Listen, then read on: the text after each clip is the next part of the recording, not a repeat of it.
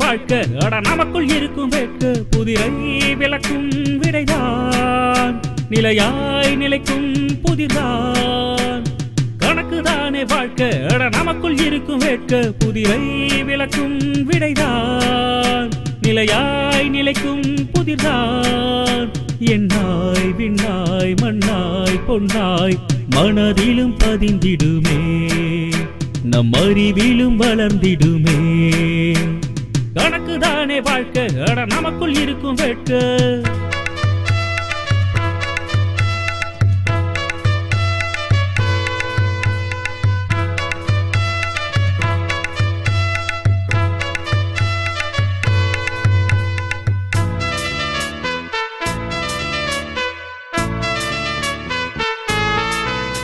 ஒன்றாய் இரண்டாய் வென்றாய் நின்றாய் வாழ்வை வளர்த்திடுமே நன்னறத்திலும் சிறந்திடுமே கணக்குதானே வாழ்க்கை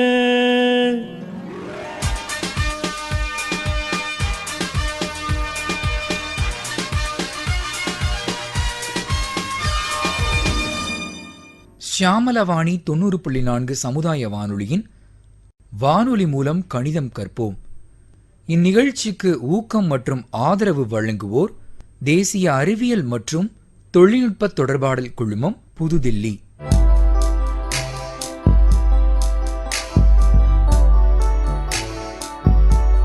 முதலாவதாக கணித வினாடி வினா.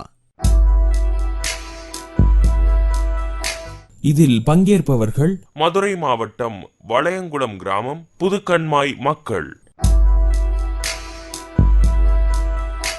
இப்பொழுது அறிமுக நேரம். முதல் அணி, நீங்க இப்ப உங்களை அறிமுகப்படுத்திக்கோங்க. என் பேர் சி பஞ்சவர்ணா, என்னோட ரேவதி வந்திருக்காங்க, ஏ டீம். இரண்டாவது அணி, இப்ப உங்களுடைய அறிமுகம். என் பேர் சாந்தி, என் கூட காளியம்மா வந்திருக்காங்க, எங்க டீம் பி. மூன்றாவது அணி, இப்ப உங்களுடைய அறிமுகம். என் பேர் ஆர் மகேஸ்வரி, என் கூட கஸ்தூரி வந்திருக்கிறாங்க, எங்க டீம் சி டீம்.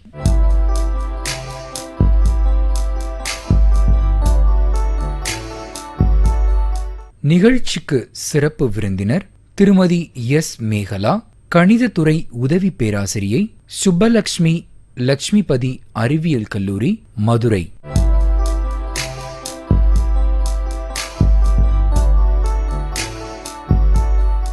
வினாடி வினா போட்டியின் விதிமுறைகள். போட்டியில் மொத்தம் 5 சுற்றுகள். ஒவ்வொரு சுற்றிலும் ஒவ்வொரு அணிக்கும் 5 கேள்விகள் கேட்கப்படும். ஒவ்வொரு கேள்விக்கும் 10 மதிப்பெண்கள். ஒவ்வொரு சுற்றின் முடிவிலும் நீங்கள் பெற்ற மதிப்பெண்கள் அறிவிக்கப்படும். உங்கள் ஒவ்வொரு அணிக்கும் ஸ்லேட் கரும்பலகை கொடுக்கப்பட்டுள்ளது. கேள்விக்கான பதிலை நீங்கள் கணக்கிட்டு சரி செய்த பின் பதில் தெரிவிக்கலாம். நீங்கள் பதில் சொல்லவில்லை என்றால் அக்கேள்வி அடுத்த அணிக்கு கேட்கப்படும். அப்படி நீங்கள் விடை சொல்லும் பட்சத்தில் 5 மதிப்பெண்கள் மட்டும் கிடைக்கும். 1 மற்றும் 2ஆம் இடத்தை பெறுபவருக்கு சிறப்பு பரிசு வழங்கப்படும். மற்றவர்களுக்கு ஆறுதல் பரிசு வழங்கப்படும்.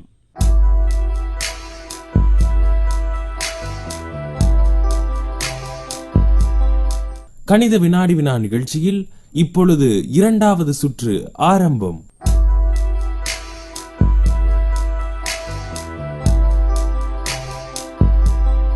இரண்டாவது சுற்றில் டீம் ஏக்கான முதல் கேள்வி, 100 ரூபாயில் எத்தனை 5 ரூபாய்கள் இருக்கும்? 55 ரூபாய். தவறான விடை. டீம் பி, நீங்க முயற்சிக்கிறீங்களா? 25 ரூபாய். சரியான விடை. டீம் ஏக்கான இரண்டாவது கேள்வி, கிருஷ்ணன் கிட்ட 4820 ரூபாய் இருக்கு, ராமு கிட்ட 24,000 ரூபாய் இருக்கு, 2 தட்டையும் சேர்த்து மொத்தம் எவ்வளவு ரூபாய் இருக்கும்? 28,820 ரூபாய். சரியான விடை. டீம் ஏக்கு 10 மதிப்பெண்கள். டீம் ஏக்கான மூன்றாவது கேள்வி, கண்ணன் மளிகை கடைக்கு சென்று பொருட்களை வாங்குகிறார். மொத்த பொருட்களினுடைய விலை 1350 ரூபாய் ஆகுது. கடைக்காரர் மீதி அவருக்கு 150 ரூபாய் தராரு. அப்படின்னா கடைக்காரர்கிட்ட இவர் எவ்வளவு கொடுத்திருப்பார்? 1200 ரூபாய். தவறான விடை. டீம் பி, நீங்க முயற்சிக்கிறீங்களா? 1500 ரூபாய். சரியான விடை டீம் பிக்கு 5 மதிப்பெண்கள். டீம் ஏக்கான 4வது கேள்வி. 4 சேலையின் விலை 1600 ரூபாய். அப்படின்னா ஒரு சேலையினுடைய விலை எவ்வளவு? ஒரு சேலையின் விலை 400 ரூபாய்.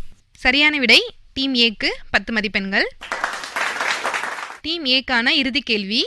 1 லிட்டர் தேங்காய் எண்ணெயின் விலை 95 ரூபாய் எனில் 3 லிட்டர் தேங்காய் எண்ணெயின் விலை எவ்வளவு?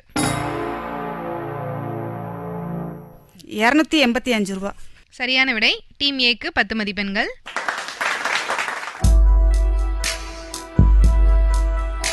இத்துடன் டீம் ஏக்கான 2வது சுற்று கேள்விகள் முடிவடைந்தன.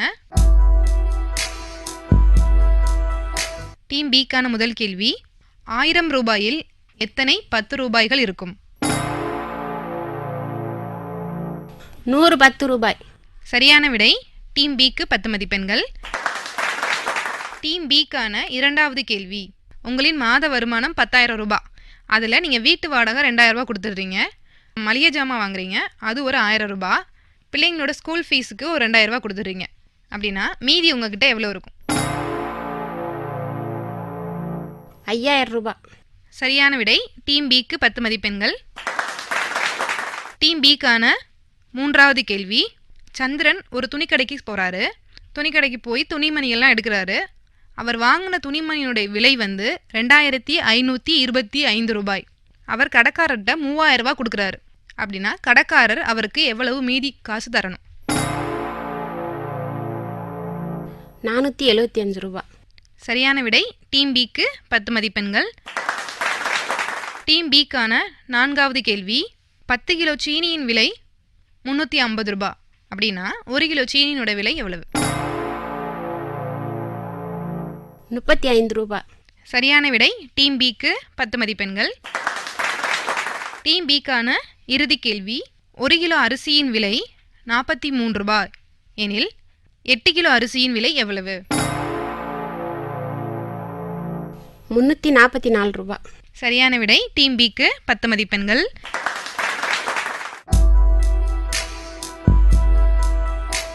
இத்துடன் டீம் பிக்கான 2வது சுற்று கேள்விகள் முடிவடைந்தன. டீம் சிக்கான 2வது சுற்றின் முதல் கேள்வி. 500 ரூபாயில் எத்தனை 20 ரூபாய்கள் இருக்கும்? 25 20 ரூபாய்கள். சரியான விடை டீம் சிக்கு 10 மதிப்பெண்கள். டீம் சிக்கான 2வது கேள்வி.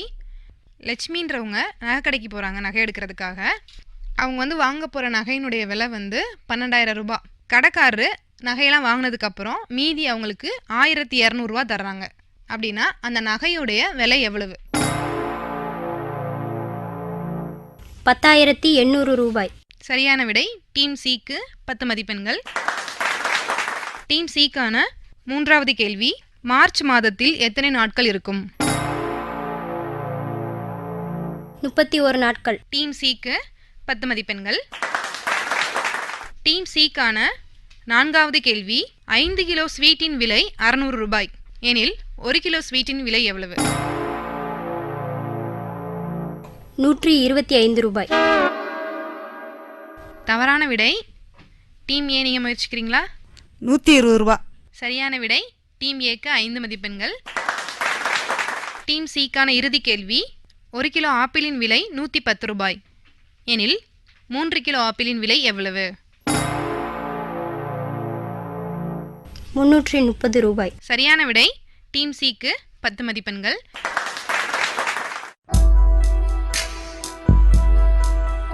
இத்துடன் 2வது சுற்று கேள்விகள் முடிவடைந்தன.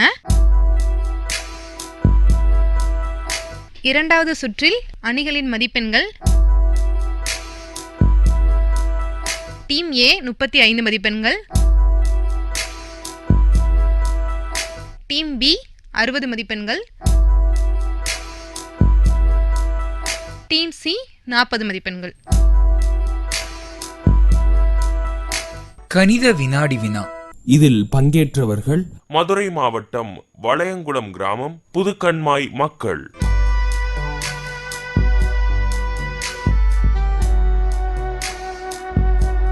கணித வினாடி வினா நிகழ்ச்சியின் அடுத்த சுற்றுகளை இனிவரும் பகுதிகளில் கேட்கலாம். வானொலி மூலம் கணிதம் கற்போம் நிகழ்ச்சியின் பதிவிற்காக எங்களின் வானொலி நிலையத்திற்கு நீங்கள் வந்திருந்த போதும் நாங்கள் உங்களை தேடி வந்து உங்களிடத்தில் ஒளிப்பதிவினை பதிவு செய்த போதும் உங்களுக்கு ஏற்பட்ட அனுபவங்களையும் இந்த நிகழ்ச்சியில் உங்களுக்கு பிடித்த பகுதிகள் குறித்தும் நீங்கள் எதிர்பார்க்கும் மாற்றம் குறித்தும் நிகழ்ச்சியினை கேட்டதனால் நீங்கள் கண்ட உண்மையான பலன் குறித்தும் உங்கள் கருத்துக்களை வெளிப்படையாக தெரிவிக்க வேண்டிய தொலைபேசி எண் 96 77 71 67 30. வானொலி மூலம் கணிதம் கற்போம் நிகழ்ச்சியில் இனி கலந்துரையாடல் கேட்கலாம்.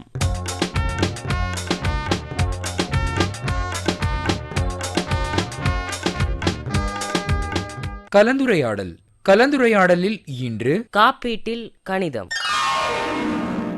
கலந்துரையாடுபவர்கள் ஜி ஸ்ரீனிவாசன் செயலாளர், திரு மோகன் வைஸ் சேர்மன், திரு ஆறுமுகம் செயற்குழு உறுப்பினர், மதுரை காப்பீட்டு கல்வி மையம். இதில் பங்கேற்பவர்கள் மதுரை மாவட்டம் வளையங்குளம் கிராமம் புதுக்கண்மாய் மக்கள். வணக்கம் அன்பார்ந்த சியாமலவாணி வானொலி நேயர்களே, நாங்கள் மதுரை காப்பீட்டு கல்வி மையத்தினுடைய ஒரு பிரதிநிதியாக இங்கே வந்திருக்கோம். என்னுடைய பேர் ஸ்ரீனிவாசன், அதில் செயலாளராக இருக்கேன். அதுமாதிரி திரு மோகன் அவர்கள் வந்திருக்காங்க. அவர் இந்த காப்பீட்டு கல்வி மையத்தினுடைய வைஸ் சேர்மனாக இருக்கார். அதுமாதிரி திரு ஆறுமுகம் அவர் வந்திருக்காங்க. அவர் இந்த காப்பீட்டு கல்வி மையத்தினுடைய செயற்குழு உறுப்பினராக இருக்கார். உங்களுக்கு காப்பீடு சம்மந்தமாக ஏதாவது ஒரு சந்தேகங்கள் இருந்தால் அதை கேள்வி மூலமாக எங்களுக்கு கேட்டிங்கன்னா நாங்கள் அதற்கு தகுந்த விளக்கங்களை கொடுப்போம். காப்பீடு சொன்னீங்களே, அதில் எத்தனை வகை இருக்குது? காப்பீடு சரியான கேள்வி கேட்டீங்க. காப்பீடுன்னா என்னன்னு கேட்டீங்க. காப்பீடுன்றதுக்கு ஆங்கில போது இன்சூரன்ஸ். காப்பீடு பொதுவாக 2 பெரிய பிரிவுகளில் வருது. ஒன்று மனித உயிருக்கு கொடுக்கிற காப்பீடு, அதாவது லைஃப் இன்சூரன்ஸ். 2வது பொது காப்பீடு. பொது காப்பீடுனா மனித உயிர்கள் தவிர மற்ற இனங்களுக்கு கொடுக்கிற காப்பீடு. ஆயுள் காப்பீடு அடிப்படையே 2 வகையான காப்பீடு தான். ஆயுள் காப்பீடு அதாவது லைஃப் இன்சூரன்ஸ் சொல்றாங்களா, அதில் அதாவது குறிப்பிட்ட காலத்திற்கு பணம் கட்டிவிட்டு தொடர்ந்து பணம் கட்டிக்கிட்டு வர்றோம், ஏதாவது உயிரிழப்பு ஏற்படுது, அவருடைய குடும்பத்திற்கு இழப்பீடு ஏற்படும் போது வருமானத்திற்கு உண்டான தொகையை கொடுக்கிற அந்த தொகை காப்பீடு. அப்படி அந்த குறிப்பிட்ட காலத்திற்கு உயிரோட இருந்தாருன்னா அவருக்கு எதுவும் கிடைக்காது. அதுக்கு மேலே குறிப்பிட்ட கால காப்பீடு. இன்னொரு வகை என்னன்னா என்டோமெண்ட் காப்பீடு. இது குறிப்பிட்ட கால காப்பீட்டோடு சேர்ந்து சேமிப்பையும் இணைக்கிறது. அதாவது தன்னுடைய உயிர் போக சேமிப்பையும் சேர்க்கிறது. நாம் குறிப்பிட்ட காலத்திற்கு பணம் கட்டிவிட்டு உயிரிழப்பு ஏதும் ஏற்படலைன்னா குறிப்பிட்ட காலத்துக்கு பின்னாடி அவருக்கு அவர் கட்டின பணத்துக்கு வட்டியோட சேர்த்து கொடுக்கறது. நம்ம 2ஐயும் பார்த்தோம்.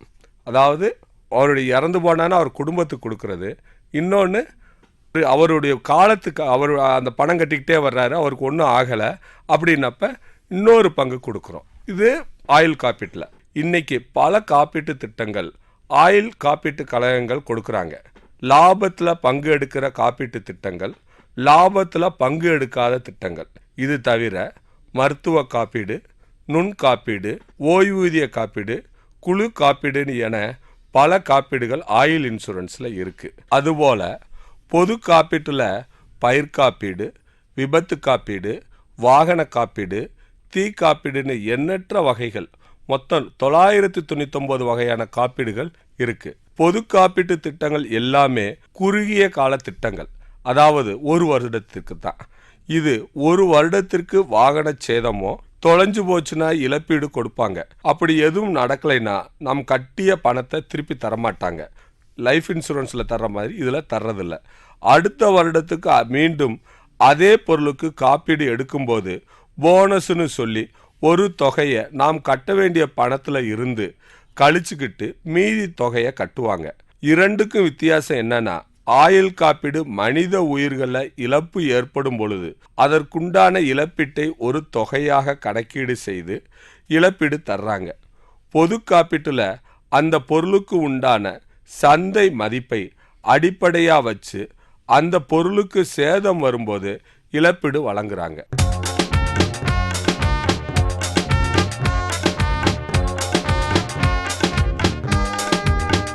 கலந்துரையாடலில் இதுவரை நீங்கள் கேட்டது காப்பீட்டில் கணிதம். கலந்துரையாடியவர்கள் ஜி. ஸ்ரீனிவாசன் செயலாளர், திரு மோகன் வைஸ் சேர்மன், திரு ஆறுமுகம் செயற்குழு உறுப்பினர், மதுரை காப்பீட்டு கல்வி மையம். இதில் பங்கேற்றவர்கள் மதுரை மாவட்டம் வளையங்குளம் கிராமம் புதுக்கண்மாய் மக்கள்.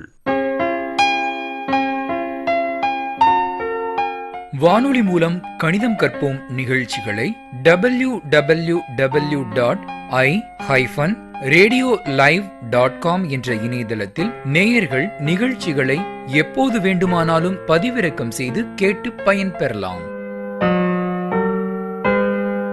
வானொலி மூலம் கணிதம் கற்போம் நிகழ்ச்சியிலேனே கற்றலும் கற்பித்தலும் கேட்கலாம்.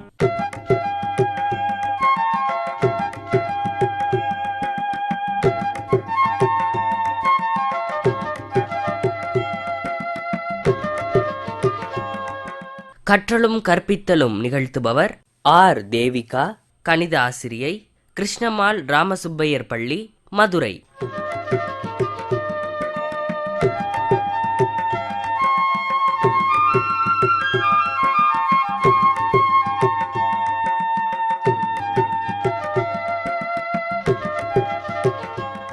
இதில் பங்கேற்பவர்கள் மதுரை மாவட்டம் எலியார்பத்தி கிராம மக்கள்.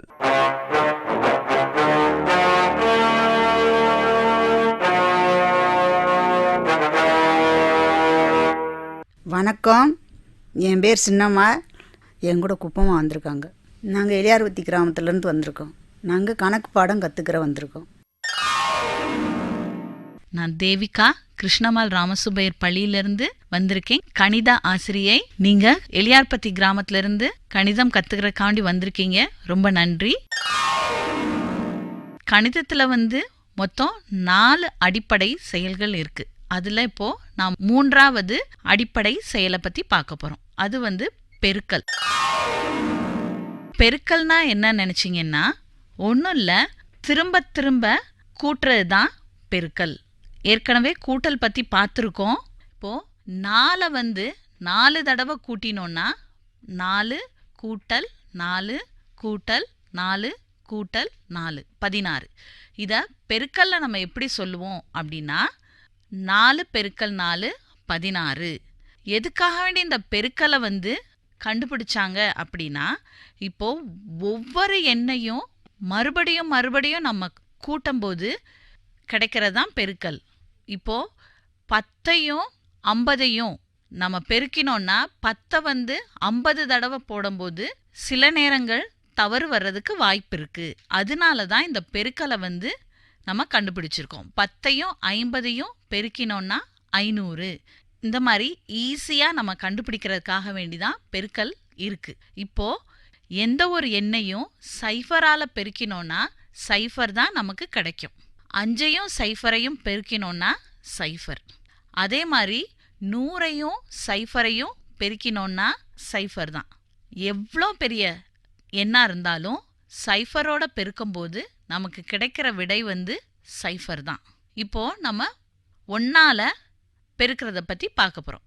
எந்த ஒரு எண்ணையும் 1ஆல் பெருக்கினோன்னா அதே எண் தான் கிடைக்கும். 1ஐயும் 1ஐயும் பெருக்கினோன்னா 1, 1ஐயும் 4ஐயும் பெருக்கினோன்னா 4, 1ஐயும் 10ஐயும் பெருக்கினோன்னா 10, 1ஐயும் 25ஐயும் பெருக்கினோன்னா 25.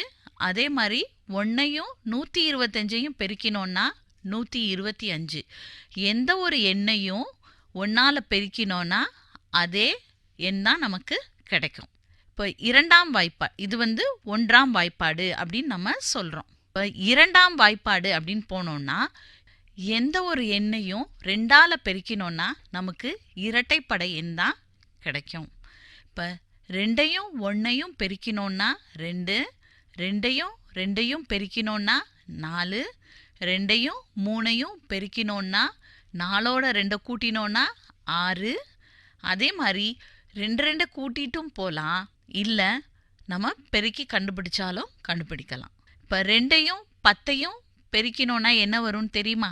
2 கூட்டல் 2 4, 4 கூட்டல் 2 6, 6 கூட்டல் 2 8, 8 கூட்டல் 2 10, 5யும் 2யும் பெருக்கணும்டா 10. இப்போ 5யும் 2யும் பெருக்கினா 10ன்னு கண்டுபிடிச்சிட்டீங்க. நன்றி. அதே மாதிரி 2யும் 8யும் பெருக்கினோன்னா எவ்வளோனா 2 கூட்டல் 2 4, 4 கூட்டல் 2 6, 6 கூட்டல் 2 8, 8 கூட்டல் 2 10, 10 கூட்டல் 2 12, 12 கூட்டல் 2 14, 14 கூட்டல் 2 16. 2யும் 8யும் பெருக்கினோன்னா நமக்கு கிடைக்கிற விடை வந்து 16. இப்போ வாய்ப்பாடு சொன்னோன்னா உங்களுக்கு வாய்ப்பாடெல்லாம் தெரியுமா? கொஞ்சம் கொஞ்சம் தெரியும். எந்தெந்த வாய்ப்பாடு தெரியும்?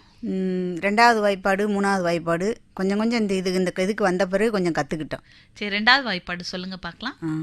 ஓ 2 2, ஈ 2 4, மூவி 2 6, 4 2 8, ஐ 2 10, 6 2 12, 7 2 14, எண் 2 16, 9 2 18, வயிற்று 2 20, 2 அதுக்கு மேலே கொஞ்சம் தெரியாது. நீங்கள் எப்படி இதை கற்றுக்கிட்டீங்க? சேம்லா மேடுக்கு வந்து கொஞ்சம் நாங்கள் சொல்லி கொடுத்தாங்க.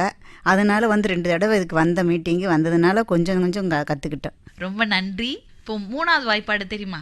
கொஞ்சம் தெரியும், அவங்க கற்றுக் கொடுத்ததுனால கொஞ்சம் கொஞ்சம் பழகிருக்கோம். சொல்லுங்க பார்க்கலாம்.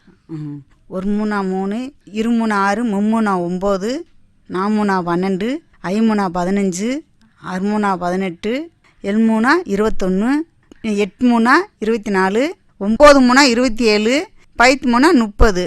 கரெக்டாக சொன்னீங்க. இப்போ நம்ம 10வது வாய்ப்பாடு பார்க்கலாமா? இப்போ எந்த ஒரு எண்ணையும் 10ஆல பெருக்கினோம்னா எண்ணோட சைஃபரை சேர்த்துக்கணும். 1யும் 10யும் பெருக்கினோம்னா 10, 2யும் 10யும் பெருக்கினோம்னா 20. 2 இருக்கு இல்லையா, 2ஓட ஒரு சைஃபரை நம்ம சேர்த்துக்கிட்டோம்னா 20. அதே மாதிரி 3யும் 10யும் பெருக்கினோம்னா 30. 3ஓட ஒரு சைஃபர் பக்கத்தில் எழுதுகிறோம் 30. 4ஓட 10 பெருக்கினோன்னா 40. 4 பக்கத்தில் ஒரு சைஃபர் எழுதணுன்னா இதை எப்படி வாசிக்கிறதுனா 40. 5யும் 10யும் பெருக்கினோன்னா 50. 5 பக்கத்தில் சைஃபர் 50. 6யும் 10யும் பெருக்கினோன்னா 60. 7யும் 10யும் பெருக்கினோன்னா 70. 7ம் சைஃபரும் 70. 8யும் 10யும் பெருக்கினோன்னா 80. 8ம் சைஃபரும் பக்கத்தில் எழுதினோன்னா 80. 9யும் 10யும் பெருக்கினோன்னா 90. 10யும் 10யும் பெருக்கினோன்னா 100. அதே மாதிரி எவ்வளோ பெரிய எண்ணாக இருந்தாலும் அதோட 10 பெருக்கினோன்னா பக்கத்தில் ஒரு சைஃபர் சேர்த்துக்கிட்டாலே போதும். இப்போ நான் உங்ககிட்ட ஒன்று கேட்குறேன், சொல்லுங்க. 50யும் 10யும் பெருக்கினா என்ன வரும்? 500. அதே மாதிரி இப்போ வேற ஒரு எண் சொல்கிறேன். 200யும் 10யும் பெருக்கினா என்ன கிடைக்கும்? 2000. கரெக்டாக சொன்னீங்க. அடுத்து 1500யும் 10யும் பெருக்கினா என்ன கிடைக்கும்? 15000. கரெக்டாக சொன்னீங்க. இப்போது 10ஆவதும் எந்த ஒரு எண்ணையும் 10ஆல பெருக்கினோன்னா எப்படி விடை கண்டுபிடிக்கிறதுன்னு தெரிஞ்சுக்கிட்டீங்க.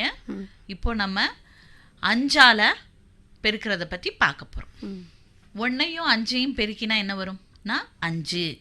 2யும் 5யும் பெருக்கினோன்னா 10. 3யும் 5யும் பெருக்கினோன்னா 15. 4யும் 5யும் பெருக்கினோன்னா 20. 5யும் 5யும் பெருக்கினோன்னா 25. 6யும் 5யும் பெருக்கினோன்னா 30. 7யும் 5யும் பெருக்கினோன்னா 35.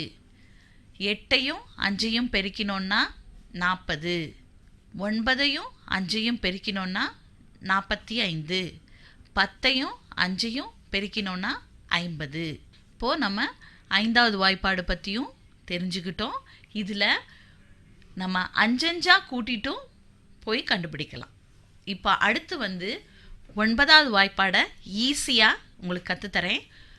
2 கையில் உள்ள 10 விரலையும் இப்படி வச்சுக்கோங்க. இப்போது 1யும் 9யும் பெருக்கினா நமக்கு தெரியும் எந்த ஒரு எண்ணையும் 1ஆல பெருக்கினோன்னா அதே நம்பர் தான் தெரியும். அதனால் 1யும் 9யும் பெருக்கினோன்னா 9.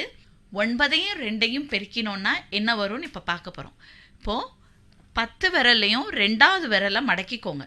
இப்போது மடக்கினதுக்கப்புறம் இந்த பக்கம் ஒரு விரல் இருக்குது, இந்த பக்கம் 8 விரல் இருக்குது. அப்போது 2ஐயும் 9ஐயும் பெருக்கினோன்னா இதை 10ஆல் வச்சுக்கணும். 10, இந்த சைடு 8, 18. 9ஐயும் 2ஐயும் பெருக்கினோன்னா 18.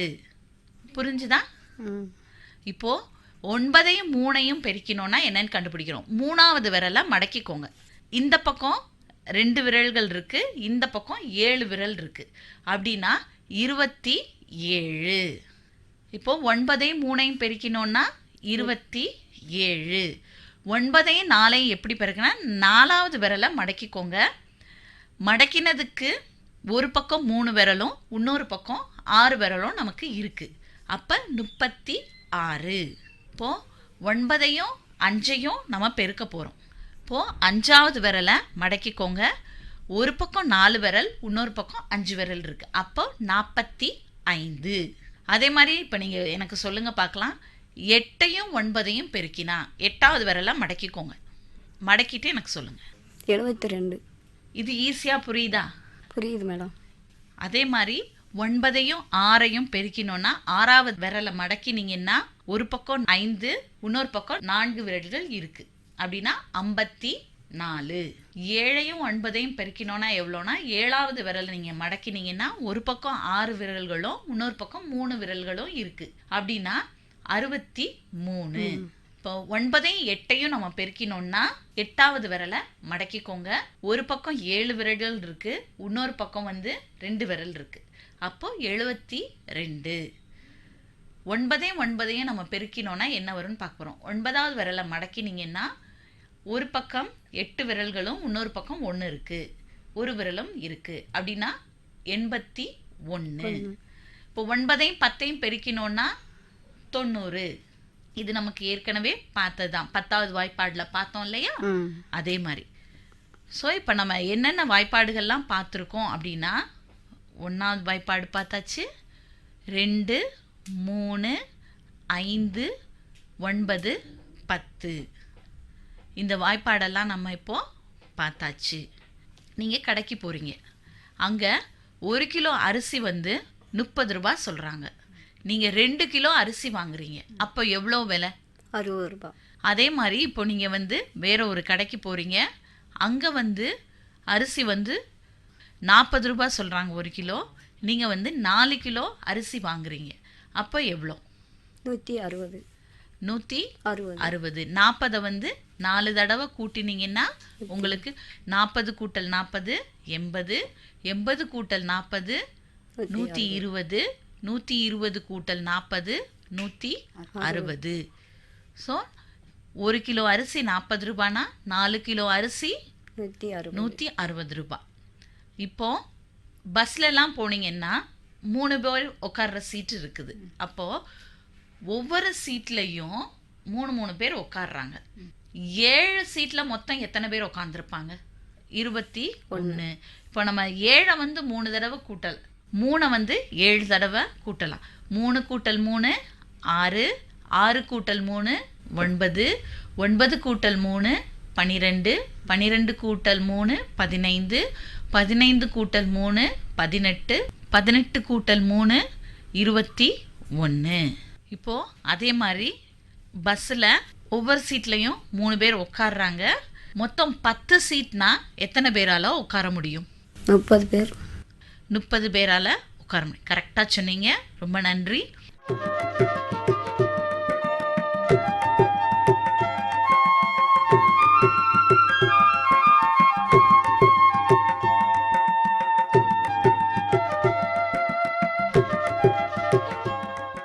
இதுவரை நீங்கள் கேட்டது கற்றலும் கற்பித்தலும்.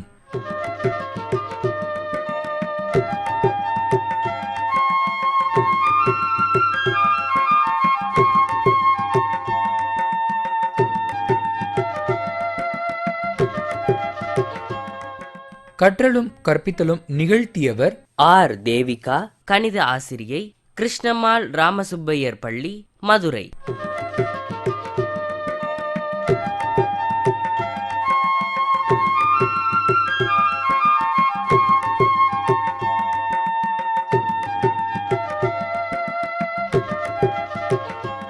இதில் பங்கேற்றவர்கள் மதுரை மாவட்டம் எலியார்பத்தி கிராம மக்கள்.